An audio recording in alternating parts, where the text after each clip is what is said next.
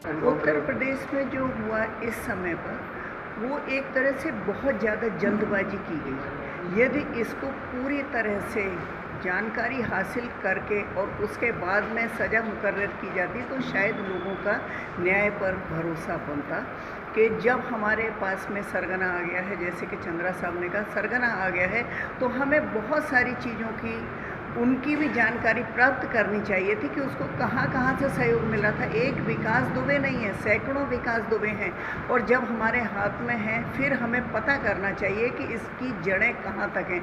अपराध को समाप्त करना है, अपराधी को समाप्त, एक एक अपराधी को समाप्त करने से समस्या का समाधान नहीं निकलेगा। समस्या का समाधान कहाँ है? समस्या का समाधान उन आकाओं के बीच में छुपा हुआ है जिनके कि राज छुपाने के लिए इस कार्यक्रम को बहुत जल्दी अंजाम दिया गया। पुलिस का काम है अपराधी को पकड़कर न्यायालय के सामने पेश करना। ये देश संविधान से चलता है, कानून से चलता है। इस मामले में दुर्भाग्यपूर्ण स्थिति है कि जिनके ऊपर कानून की रक्षा करने की जिम्मेदारी थी वो स्वयं हत्यारे बन गए। आप उज्जैन से लेकर आ रहे हैं, इस बात पर कौन यकीन कर सकता है? एक गाड़ी के अंदर 6 या 7 पुलिस वाले बैठे हैं, उनके पीछे का अपराधी किसी की पिस्टल छीन के चल देगा। तो जिस गाड़ी को बताते हैं उल्टी पलटी, वो गाड़ी जिस स्थिति में खड़ी ऐसा लगता है ले जाकर उसे क्रेन की सहायता से या हाथों से उठाकर रख दिया गया। वो गाड़ी उस काफिले में ही नहीं थी।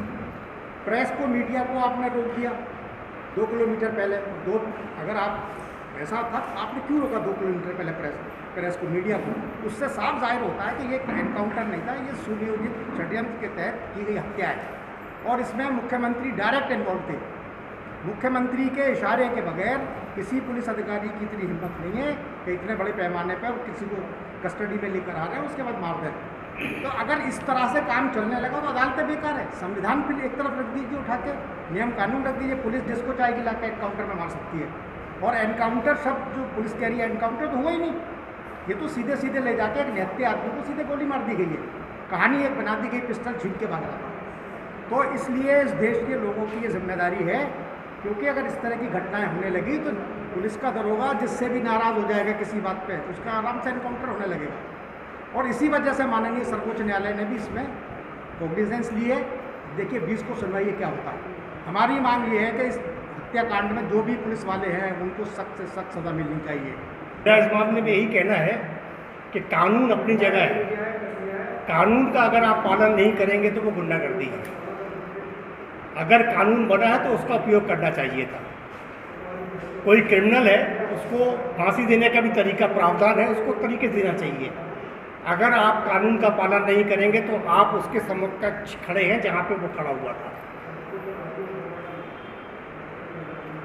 अगर जो क्या नाम इसका विकास मरा है, बहुत अच्छी तरह, उसने अच्छा किया है, खराब किया है, कानून को बताना चाहिए था।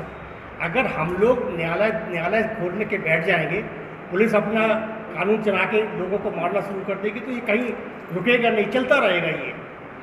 दूसरी बात ये है कि जो छोटे मोटे जो बातें खबर मिलनी थी आपको, कानून के हिसाब से उन पर कार्रवाई होती, कुछ और पकड़े जाते। बहुत से लोग बच गए इससे। 2 आदमी के मरने से 50 आदमी बच। आज हम सीखेंगे बाजार जाना। सबसे पहले नाक मुंह को मास्क या कपड़े से ढकें। प्लास्टिक की वही चप्पलें पहने जो आपने सिर्फ बाहर आने जाने के लिए रखी हैं। सामान लाने के लिए प्लास्टिक की बाल्टी और साथ में 70% अल्कोहल वाला छोटा सैनिटाइजर रख लें। अब घर से बाहर निकलें। बाहर अनावश्यक कुछ ना छुएं। बाजार में सबसे 6 फुट की दूरी बनाकर रखें। और हाँ, एटीएम इस्तेमाल करने से पहले एटीएम का कीबोर्ड सैनिटाइज करें। पैसा निकालकर कार्ड को भी सैनिटाइज करें। खरीदे हुए सामान को बाल्टी में डालकर घर लौटें। जी हाँ, कोरोना का खतरा टला नहीं है, इसलिए हमें बाजार जाने के नए नियम सीखने होंगे। सावधानी की आदतों के साथ जीना सीखना होगा। नए नियम अपनाएंगे, कोरोना को हर दिन हराएंगे। उत्तर प्रदेश सरकार द्वारा जनहित में जारी।